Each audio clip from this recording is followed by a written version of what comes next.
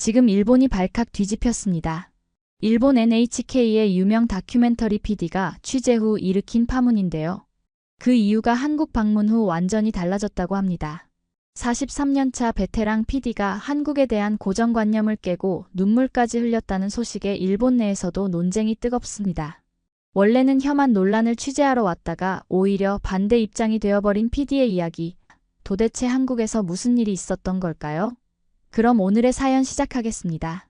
여기서 잠깐 구독과 좋아요를 눌러주는 센스. 안녕하세요. 제 이름은 아사노 미사키, 일본 NHK 시사 다큐멘터리 프로듀서입니다. 43년 인생 중 방송국에서만 18년을 보냈어요. 그동안 수많은 사회 이슈를 다뤘지만 한국만큼은 어쩐지 선을 그어두었습니다. 저는 한국이 두려웠습니다. 아니, 두려움보다는 미묘한 거리감이 더 정확한 표현이겠죠. 어제 회의실에서 부장이 던진 기획안은 저를 당혹스럽게 만들었어요. 아사노 씨, 혐한 논란을 둘러싼 일본 내부 시각을 담은 다큐를 기획하려 합니다. 한국 취재가 필요한데 맡아주겠습니까? 회의실 공기가 순간 무거워졌습니다. 동료들의 시선이 저에게 쏠렸죠. 사실 저는 이 주제를 피하고 싶었어요. 한국이라는 나라는 제게 늘 복잡한 감정을 불러일으켰으니까요. 일주일 정도 서울에 머물면서 현지 방송사와 협업하는 방식으로 진행할 예정입니다. 부장의 말에 고개만 끄덕였어요. 공영방송 PD로서 냉정하고 중립적인 태도는 제 직업 윤리니까요. 하지만 마음속으로는 미세한 불편함이 일었습니다. 회의가 끝나고 조연출 이토 나오키가 다가왔어요. 29살의 젊은 피, 항상 에너지가 넘치는 청년이죠. 미사키 선배, 드디어 한국 가네요. 저도 꼭 같이 가고 싶습니다. 나오키의 눈은 반짝였습니다. 그는 제가 아는 한 한국 문화에 관심이 많았어요. 유행가든 드라마든 먼저 알아보고 자주 얘기했죠. 그래, 기획안 세부 내용 정리해서 내일까지 보내줘. 어차피 부정적인 시선이 많을 텐데 뭐. 제 말에 나오키는 살짝 미간을 찌푸렸습니다. 그렇게 생각하시나요? 요즘은 달라졌다고 생각하는데요. 저는 사무실 창밖으로 시선을 돌렸어요. 도쿄의 회색빛 하늘이 제 마음과 닮아 있었습니다. 사람들 인식이 쉽게 바뀌지 않아. 역사적 갈등은 오래가는 법이지. 방송국을 나서는 길, 스마트폰에 도착한 문자 하나. 간병인이었죠. 아버지가 오늘도 안정적이라고 합니다. 70세의 아버지는 최근 치매 초기 증상을 보이기 시작했어요. 제가 출장 가는 동안 문제 없을까 걱정되었습니다. 집에 도착하자 거실에서 텔레비전을 보고 계시던 아버지가 고개를 돌렸어요. 오늘따라 선명한 눈빛이었습니다. 미사키, 어서 와. 한국 간다면서? 놀라움을 감추지 못했어요. 아버지가 제 일정을 기억하시다니. 네, 다음 주에 출장 갑니다. 아버지는 옅게 미소 지으셨어요. 오랜만에 보는 표정이었죠. 나도 젊을 때 한국에서 일한 적 있어. 부산이었지. 한국은 좋은 사람들이 많아. 그 말에 저는 잠시 말문이 막혔습니다. 아버지가 한국에 계셨다는 얘기는 처음 들었어요. 아버지의 기억력이 요즘 혼란스러울 때가 많은데 이건 정말일까요? 아버지, 정말요? 처음 들어요. 아버지는 천천히 고개를 끄덕이셨습니다. 회사에서 파견 근무했었지. 그때 메모도 있을 거야, 서재 서랍에. 잠시 후 아버지가 말씀하신 서랍에서 낡은 수첩 하나를 발견했어요. 1980년대 초반 부산에서의 기록들이 빼곡했습니다. 사진도 몇 장 있었죠. 젊은 아버지와 한국인 동료들의 모습, 함께 웃고 있는 사진이었어요. 이상하게도 마음 한구석이 흔들렸습니다. 공정한 보도를 위해 감정을 배제해야 한다는 제 원칙이 희미해지는 듯 했어요. 한국이라는 나라에 대한 제 인식 정말 객관적이었을까요? 그날 밤 서울 취재 계획을 세우며 아버지의 낡은 수첩을 몇 번이고 펼쳐보았습니다. 한국인들은 정이 많다는 아버지의 메모가 눈에 들어왔어요. 여행 가방을 꺼내며 생각했습니다. 과거사와 현실 사이, 미디어가 만든 인식과 실제 사이. 그 간극을 제대로 들여다볼 때가 왔나 봅니다. 방 한구석에 놓인 카메라를 바라보았어요. 이번 취재는 뭔가 다를 것 같은 예감이 들었습니다. 비행기가 인천공항에 착륙했습니다. 창밖으로 보이는 한국의 하늘은 의외로 맑았어요. 옆자리에서 나오키는 이미 핸드폰을 켜고 설레는 표정이었죠.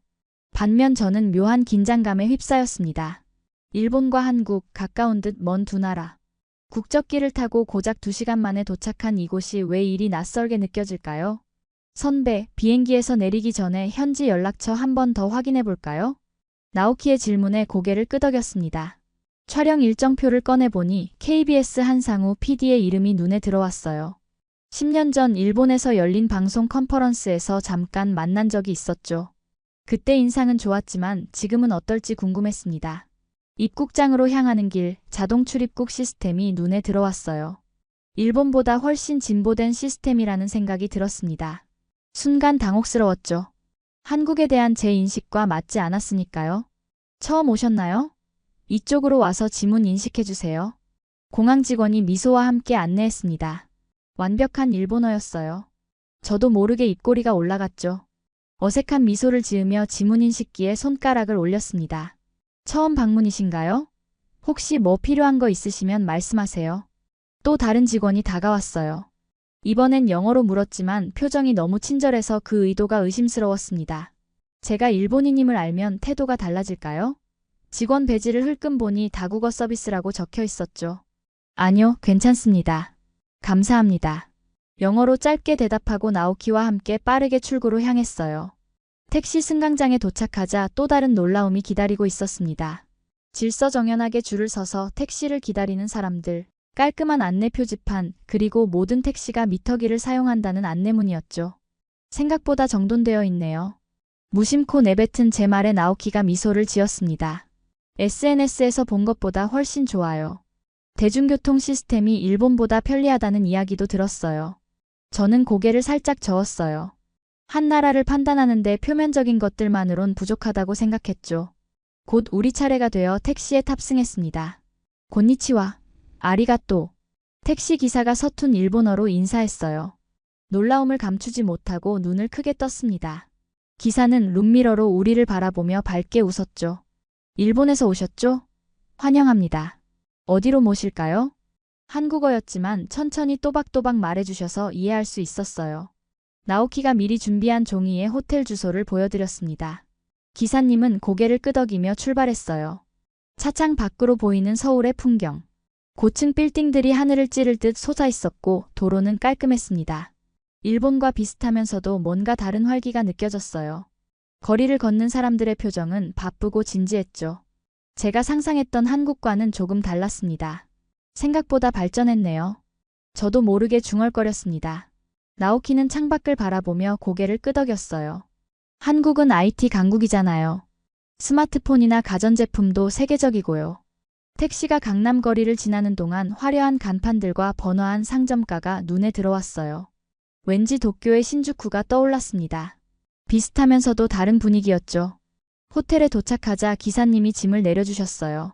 결제를 마치고 감사 인사를 건네려는데 기사님이 주머니에서 뭔가를 꺼내 건네주셨습니다. 관광 안내 책자와 작은 카드였어요. 처음 오셨으니 이거 가지세요. 필요하면 전화하세요. 일본어 조금 할 수 있어요. 카드에는 기사님의 이름과 번호가 적혀 있었습니다. 순간 가슴 한켠이 따뜻해졌어요. 예상치 못한 친절에 어떻게 반응해야 할지 몰랐죠. 고개를 숙여 감사 인사를 전했습니다. 호텔 로비에 들어서며 생각했어요. 첫인상은 예상과 달랐습니다. 냉소적으로 바라보던 제 시선과 실제 경험 사이에 묘한 간극이 느껴졌어요. 하지만 아직 판단하기는 이릅니다. 짧은 일정 동안 진짜 한국을 볼 수 있을까요? 공영방송 PD로서의 직업적 의구심이 고개를 들었죠. 내일부터 본격적인 취재가 시작됩니다. 잘 준비해두세요. 나오키에게 말하며 객실 카드키를 건넸습니다. 내일은 어떤 한국을 만나게 될까요? 기대보다는 의문이 앞서는 밤이었습니다. 아침 일찍 호텔 근처 카페에서 오늘 일정을 점검하고 있었습니다. 나오키는 커피를 마시며 태블릿으로 인터뷰 질문들을 다듬고 있었죠. 저는 오전에 KBS를 방문해 한상우 PD를 만나고 오후에는 서울대학교 한일관계 전문가와의 인터뷰가 잡혀 있었어요. 빠듯한 일정이었습니다. 선배, 이번 다큐에서 어떤 관점으로 접근하실 건가요? 나오키의 질문에 잠시 생각에 잠겼습니다. 원래 계획은 혐한 논란에 대한 일본 내부의 시각을 중심으로 담는 것이었죠. 하지만 어제 공항에서의 경험이 마음 한구석에 자리 잡고 있었어요. 객관적으로 접근할 거야. 양국의 시각 차이를 균형 있게 담아내는 게 우리 역할이지. 말은 그렇게 했지만 어쩐지 목소리에 확신이 부족했습니다. 나오키는 눈치챘는지 고개를 끄덕이고 다시 태블릿에 집중했어요. 카페는 아침 시간대라 그런지 사람들로 붐볐습니다. 직장인들이 분주히 커피를 테이크아웃하고 대학생처럼 보이는 이들은 노트북을 펼쳐놓고 공부하는 모습이었죠. 일본의 카페와 별반 다르지 않았어요. 하지만 사람들의 대화 소리, 분위기, 커피 향기 모두 미세하게 달랐습니다. 이제 출발할까요? KBS까지 택시로 20분 정도 걸린다고 합니다. 나오키의 말에 자리에서 일어났어요. 카메라와 노트북을 가방에 넣고 지불을 위해 지갑을 꺼냈습니다. 결제를 마치고 나오는데 핸드폰이 울렸어요. 한상우 PD였죠. 전화를 받느라 허둥지둥하며 카페를 나왔습니다. 나오키는 택시를 잡으러 먼저 가 있었죠. 한상우 PD와 간단히 통화를 마치고 택시에 탑승했어요. KBS 방송국에 도착해 로비에서 기다리고 있자니 갑자기 불안한 느낌이 들었습니다. 가방을 열어 확인해보니 명함 지갑이 보이지 않았어요. 순간 심장이 빠르게 뛰기 시작했죠. 나오키, 내 명함 지갑 봤어? 나오키도 당황한 표정으로 자기 가방을 뒤적거렸습니다. 하지만 없었어요. 중요한 인터뷰 전에 이런 실수라니 얼굴이 화끈거렸습니다. 이미 떠나온 지 30분이 넘었어요. 그 북적이는 카페에서 누군가 가져갔을 확률이 높았죠. 제 명함 지갑은 일본에서 특별 제작한 가죽 제품이었습니다. 방송국 선배가 승진 선물로 준 소중한 물건이었어요. 내용물도 문제였죠. 중요한 연락처들과 신분증, 그리고 소액의 현금이 들어있었습니다. 한상우 PD가 로비로 내려오는 모습이 보였어요. 50대 후반의 단정한 모습, 10년 전보다 머리가 희끗해졌지만 여전히 활기찬 눈빛이었죠. 오랜만입니다, 아사노 씨. 비행은 편안하셨나요? 악수를 나누며 반갑게 인사했습니다. 하지만 마음은 여전히 명함 지갑에 가 있었어요. 한상우 PD의 표정이 변했습니다. 혹시 무슨 일 있으신가요? 표정이 좋지 않으신데? 잠시 망설이다 상황을 설명했죠. 한상우 PD는 즉시 카페에 전화해 명함 지갑에 대해 물어봤습니다. 통화를 마친 후 미소를 지었어요. 다행입니다. 명함 지갑 보관하고 있대요. 누군가 발견해서 직원에게 맡겼답니다. 순간 믿기지 않았어요. 그 많은 사람들 사이에서 제 명함 지갑이 그대로 있다니. 더욱 놀라운 건 내용물이 하나도 손실 없이 그대로라는 점이었습니다. 인터뷰를 마친 후 나오키와 함께 다시 그 카페로 향했습니다. 마음 한구석에서는 여전히 의심이 남아 있었어요. 정말 그대로 있을까요? 카페에 도착해 직원에게 물었더니 친절하게 명함 지갑을 건네주었습니다. 열어보니 모든 것이 그대로였어요. 신분증, 연락처 카드들, 현금까지 하나도 빠짐없이 있었죠. 왜 이렇게 쉽게 돌려주는 거죠? 무심코 내뱉은 말에 직원은 의아한 표정을 지었습니다. 당연히 돌려드려야죠. 다른 손님이 맡기고 가셨어요. 그 말을 들으며 묘한 감정이 밀려왔습니다. 한국에 대한 제 선입견 중 하나가 무너지는 순간이었어요.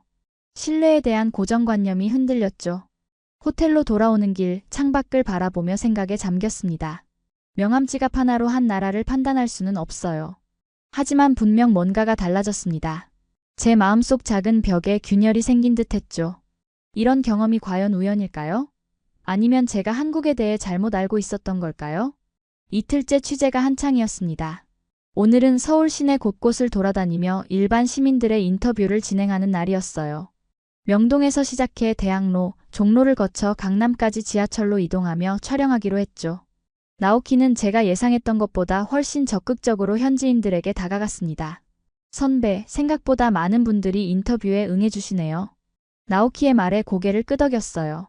사실 저는 한국인들이 일본 방송국 취재에 부정적일 거라 예상했습니다. 하지만 대부분 친절하게 응해주었고 일부는 오히려 자신들의 생각을 적극적으로 표현하는 모습이었죠. 명동의 번화가에서 촬영을 마치고 지하철로 이동했습니다. 러시아어가 시작되어 사람들로 붐볐어요. 복잡한 지하철 안에서 인터뷰 내용을 확인하느라 정신이 없었죠. 다음은 대학로에서 대학생들 의견을 들어보겠습니다. 제 말에 나오키는 스마트폰으로 지도를 확인했습니다. 지하철이 흔들리는 가운데 균형을 잡느라 바빴죠.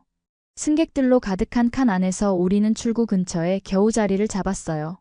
방송 안내가 나오자 문 쪽으로 이동했습니다. 사람들 틈에 끼어 겨우 플랫폼으로 나왔어요.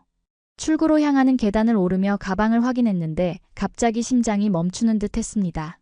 카메라가 없었어요. 나오키, 카메라 어디 있어? 나오키도 당황한 표정으로 자신의 가방을 확인했습니다. 하지만 없었어요. 그제서야 깨달았죠. 지하철 안에 카메라를 놓고 내린 겁니다. 순간 온몸에 식은땀이 흘렀습니다. 그 카메라에는 지금까지 촬영한 모든 영상이 들어있었어요. 백업도 하지 않았죠. 게다가 방송국 장비라 제 개인 책임이었습니다. 파나소닉 최신형 일본 직수입 장비였어요. 가슴이 답답해졌습니다. 영무실에 도착해 상황을 설명하려는데 언어 장벽에 부딪혔어요. 제 한국어 실력으론 복잡한 상황을 설명하기 어려웠습니다. 그때 뒤에 서 있던 한 젊은 남성이 다가왔어요. 제가 도와드릴까요? 일본어 조금 할 수 있습니다. 감사한 마음에 그에게 상황을 설명했어요. 그는 영무원에게 자세히 상황을 전달해 주었습니다. 영무원은 고개를 끄덕이더니 무전기로 뭔가를 연락했어요. 시간이 지날수록 초조해졌습니다. 무엇보다 촬영 자료가 걱정되었어요. 그날 저녁 일본으로 중간 보고를 해야 했는데 보여줄 자료가 없어지는 상황이었죠. 청년의 제안으로 근처 파출소로 향했습니다.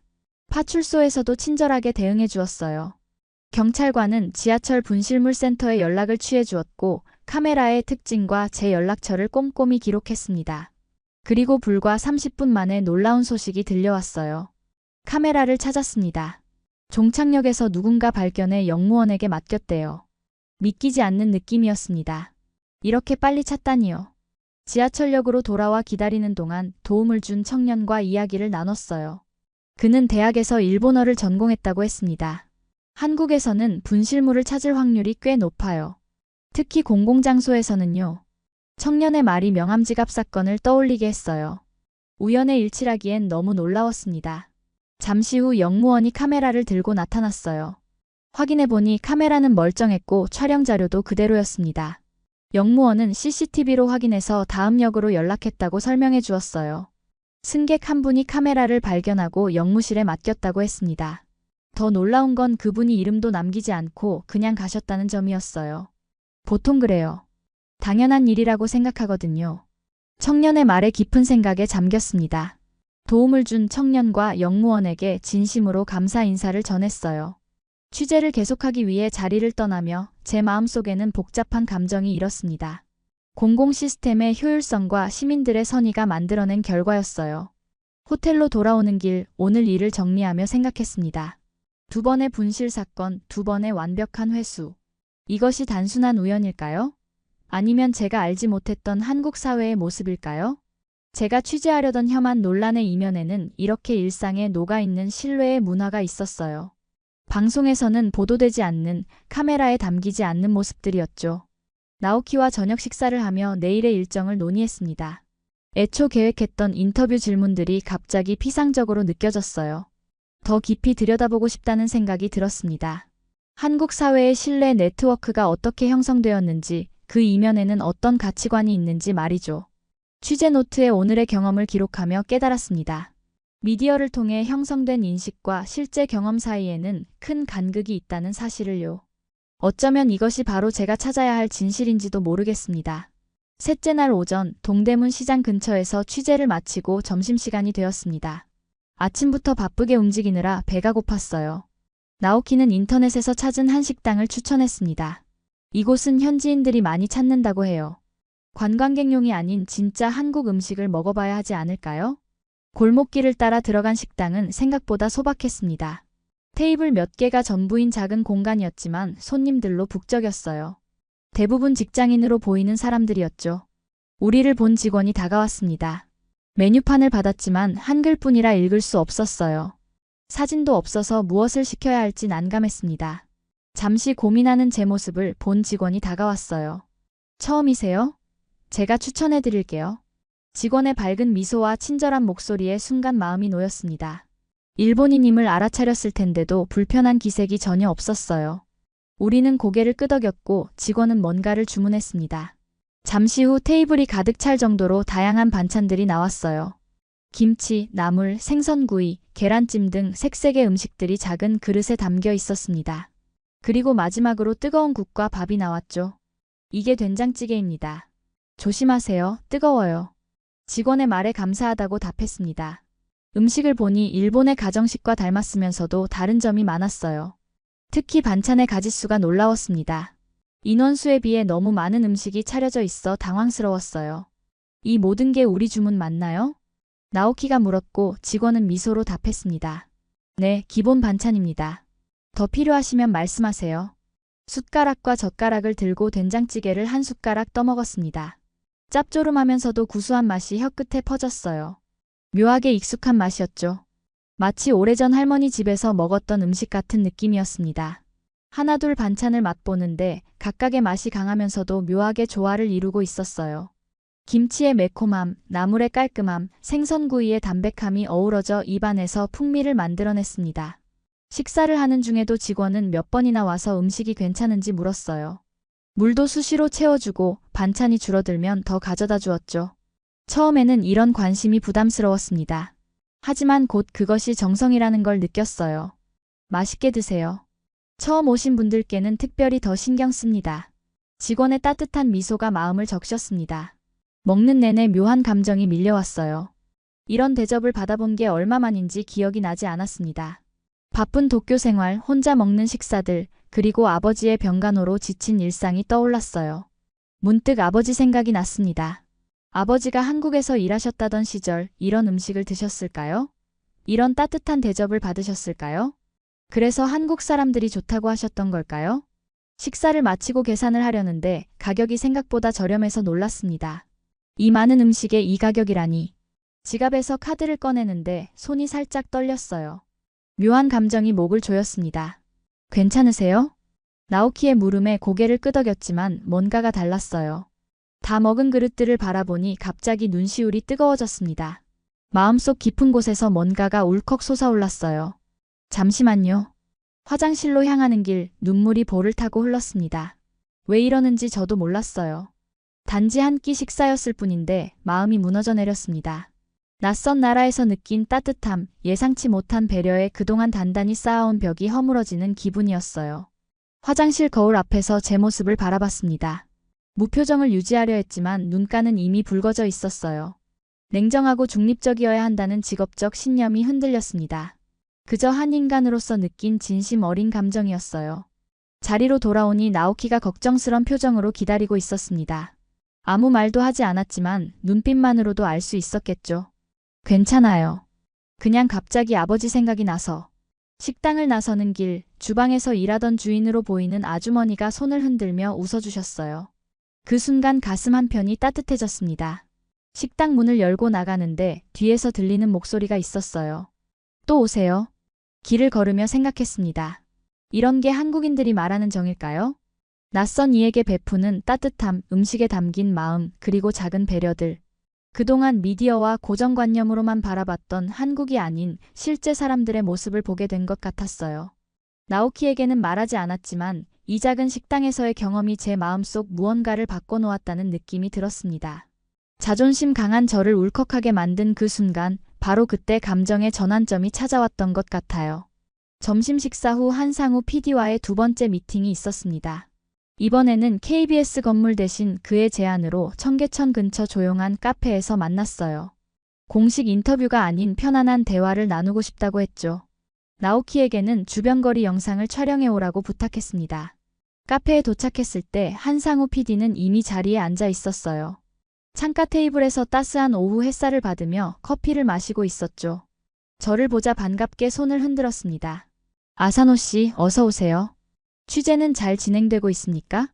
한상우 PD의 따뜻한 미소에 긴장이 조금 풀렸어요. 자리에 앉아 제 앞에 놓인 커피를 바라보았습니다. 이미 주문해 놓았나 봐요. 네, 덕분에 잘 진행되고 있습니다. 생각보다 많은 분들이 인터뷰에 응해주셔서 놀랐어요. 말을 마치고 문득 한 식당에서의 감정적인 순간이 떠올랐습니다. 그 이야기를 해볼까 망설였지만 아직은 전문가로서의 대화를 나누는 게 좋겠다고 생각했어요. 원래 계획했던 주제는 어떻게 돼가고 있나요? 혐한 논란에 대한 일본 내부 시각을 담는다고 하셨죠? 한상우 PD의 질문에 잠시 생각에 잠겼습니다. 사실 이 취재를 시작할 때와 지금의 제 마음은 조금 달라져 있었어요. 네, 맞습니다. 하지만 솔직히 말씀드리면 취재 방향이 조금 흔들리고 있어요. 실제 경험과 제가 가져온 고정관념 사이에 차이가 있어서요. 제 솔직한 고백에 한상우 PD는 부드럽게 웃었습니다. 그는 커피를 한 모금 마시고 천천히 말을 이어갔어요. 미디어가 만드는 이미지와 실제 사람들의 모습 사이에는 항상 간극이 있기 마련이죠. 사실 한국도 일본을 많이 오해하고 있습니다. 그 말에 놀라 고개를 들었어요. 한상우 PD의 눈빛은 진지했습니다. 양국 관계의 역사적 상처는 분명히 존재합니다. 하지만 그것과 일반 시민들의 일상은 다른 차원의 문제죠. 미디어가 만든 벽이 너무 높아진 거 아닐까요? 그의 말이 가슴에 와닿았습니다. 미디어에 종사하는 사람으로서 우리가 가진 책임감에 대해 생각하게 만드는 말이었어요. 혹시 지난 며칠간 특별한 경험이라도 있으셨나요? 표정이 첫날과는 많이 달라 보입니다. 한상우 PD의 질문에 잠시 머뭇거렸어요. 그리고는 명함 지갑과 카메라 분실 사건, 그리고 오늘 점심 식당에서의 일까지 솔직하게 털어놓았습니다. 제 이야기를 듣는 내내 한상우 PD는 고개를 끄덕이며 경청했어요. 사실 처음에는 의심이 컸습니다. 이런 친절함이 정말 진심일까 하고요. 혹시 제가 외국인이라서 특별 대우를 해주는 건 아닐까 생각했죠. 한상우 PD는 천천히 고개를 저었습니다. 물론 관광객에게 친절한 면도 있지만 당신이 경험한 것은 우리 일상의 모습입니다. 분실물 반환율이 높은 것도, 음식을 푸짐하게 내는 것도 한국인들의 평범한 일상이죠. 창밖을 바라보며 한상우 PD가 말을 이어갔어요. 아사노 씨, 혐한이든 혐일이든 그런 감정은 서로를 모르기 때문에 생기는 겁니다. 실제로 만나고 경험해보면 미디어가 만든 이미지와 현실은 다르다는 걸 알게 되죠. 그의 말에 깊이 공감했습니다. 지난 며칠간 제가 느낀 것이 바로 그것이었어요. 한국과 일본, 우리는 역사적으로 복잡한 관계를 가지고 있습니다. 하지만 그것이 오늘을 사는 사람들의 마음까지 완전히 지배하지는 못해요. 일상 속에서 우리는 그저 이웃일 뿐입니다. 한상우 PD의 말씀을 들으며 제 안에 있던 무언가가 녹아내리는 느낌이었어요. 방송인 대 방송인으로서 우리가 가진 진실 전달자로서의 책무에 대해 깊이 생각하게 되었습니다. 진정한 다큐멘터리는 고정관념을 확인하는 것이 아니라 그것을 깨뜨리는 것이 아닐까요? 아사노 씨가 느낀 그 놀라움과 감동, 그것이야말로 시청자들과 나누어야 할 진실 아닐까요? 한상우 PD의 말에 고개를 끄덕였습니다. 처음으로 제 표정이 부드러워졌다는 것을 스스로도 느꼈어요. 방송국에서 요구한 기획 의도와는 조금 다른 방향이지만 이것이야말로 제가 전달해야 할 진실이라는 확신이 들었습니다. 감사합니다, 한상우 PD님. 정말 많은 생각을 하게 되었어요. 카페를 나서며 한상우 PD가 제 어깨를 가볍게 두드렸습니다. 때로는 우리 자신의 편견을 인정하는 것이 가장 어려운 일입니다. 아사노 씨가 그것을 할 수 있다면 멋진 다큐멘터리가 탄생할 거예요. 그날 저녁 호텔 방에서 지금까지의 취재 내용을 정리하며 생각했습니다. 처음 계획했던 것과는 다른 이야기가 만들어지고 있었어요. 하지만 이것이 더 진실에 가까운 모습이라는 확신이 들었죠. 방송인으로서 제가 해야 할 일은 고정관념을 강화하는 것이 아니라 그것을 넘어서는 진실을 전하는 것이니까요. 취재 넷째 날 남산으로 향했습니다. 서울의 전경을 담기 위해서였죠. 아침부터 날씨가 흐려 비가 내릴 것 같았지만 일정을 변경할 수는 없었어요. 호텔 프론트에서 남산 가는 방법을 물었더니 버스를 추천해 주었습니다. 오늘은 좀 쌀쌀하네요. 나오키가 입김을 불며 말했어요. 가을이 깊어가는 서울의 아침은 생각보다 쌀쌀했습니다. 버스 정류장에서 기다리는 동안 주변 사람들을 관찰했어요. 출근길 사람들은 분주했지만 질서정연하게 줄을 서서 기다리고 있었죠. 버스가 도착했고 사람들이 차례로 탑승했습니다. 우리도 따라 올라탔어요. 교통카드를 준비했지만 어디에 찍어야 할지 몰라 잠시 당황했습니다. 그때 기사님이 손짓으로 카드 단말기를 가리켰어요. 감사합니다.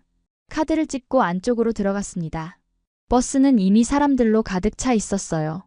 간신히 손잡이를 잡고 서 있는데 버스가 출발하며 흔들렸죠. 균형을 잡으려 애쓰며 창밖을 바라봤습니다. 서울의 아침 풍경이 창문을 통해 흘러갔어요. 높은 빌딩들, 분주히 움직이는 사람들, 그리고 곳곳에 보이는 카페와 상점들. 도쿄와 비슷하면서도 다른 도시의 리듬을 느낄 수 있었습니다. 버스는 천천히 언덕을 오르기 시작했어요. 창밖으로 보이는 풍경이 점점 넓어졌습니다. 고층 아파트들과 사무실 빌딩들이 시야에 들어왔고 멀리 한강도 보였어요. 비록 흐린 날씨였지만 도시의 윤곽은 충분히 확인할 수 있었죠. 선배, 저기 보이는 게 남산타워인가요? 나오키의 질문에 고개를 끄덕였습니다. 마침내 버스가 정류장에 도착했고 우리는 내렸어요. 내리기 전 기사님께 감사 인사를 건네려고 했는데 뜻밖의 일이 벌어졌습니다. 기사님이 작은 비닐봉지를 꺼내 저희에게 건네주셨어요. 안에는 사탕 몇 개가 들어있었습니다. 당황해서 받을지 말지 망설이는데 기사님이 미소를 지으며 말씀하셨어요. 밤엔 추워요. 사탕 드세요. 너무 갑작스러운 일이라 어떻게 반응해야 할지 몰랐습니다. 이런 상황은 처음이었어요. 일본에서는 버스 기사가 승객에게 사탕을 나눠주는 일은 상상하기 어려웠죠. 혹시 관광객이라서 특별한 대우를 해주는 건가 하는 생각도 들었어요. 사탕을 받아들고 어색하게 감사 인사를 전했습니다. 버스에서 내려 잠시 서 있는데 나오키가 웃으며 말했어요. 이게 한국입니다. 나오키의 말에 의아한 표정을 지었어요. 그는 사탕 하나를 까서 입에 넣었습니다. SNS에서 봤어요. 한국의 버스 기사님들은 종종 승객들에게 사탕이나 껌을 나눠준다고요. 특별한 이유는 없대요. 그냥 작은 친절이라고 합니다. 그 말을 듣고 봉지 속 사탕을 바라봤습니다. 평범한 박하사탕이었어요. 특별할 것 없는 작은 사탕이지만 그 안에 담긴 의미는 결코 작지 않게 느껴졌습니다. 남산으로 올라가는 길, 주머니 속 사탕 봉지가 계속 신경 쓰였어요. 왜 낯선 외국인에게 이런 작은 친절을 베푸는 걸까요? 그것도 아무런 대가 없이 말이죠. 남산 전망대에 도착해 서울 전경을 촬영했습니다. 흐린 날씨였지만 도시의 모습은 충분히 웅장했어요. 카메라를 통해 도시를 담으며 생각했습니다. 이 도시에 살고 있는 사람들, 그들의 일상, 그리고 그 속에 자연스럽게 스며있는 작은 친절들. 촬영을 마치고 잠시 휴식을 취하는 동안 주머니에서 사탕 봉지를 꺼냈어요. 하나를 까서 입에 넣었습니다. 달콤한 맛이 혀끝에 퍼졌죠. 평범한 사탕이지만 이상하게도 마음이 따뜻해지는 느낌이었어요. 왜 주셨을까요? 그 사탕. 나오키에게 물었습니다. 그는 잠시 생각하더니 대답했어요. 특별한 이유는 없을 것 같아요. 그냥 인간적인 따뜻함 아닐까요? 그 순간 깨달았습니다.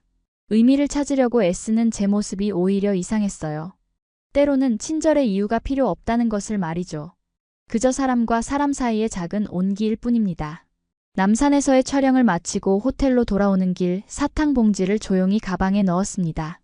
이 작은 사탕은 일본으로 돌아가서도 간직할 생각이었어요. 한국에서 경험한 진심의 상징으로 말이죠. 그날 밤 취재 영상을 검토하며 문득 생각했습니다.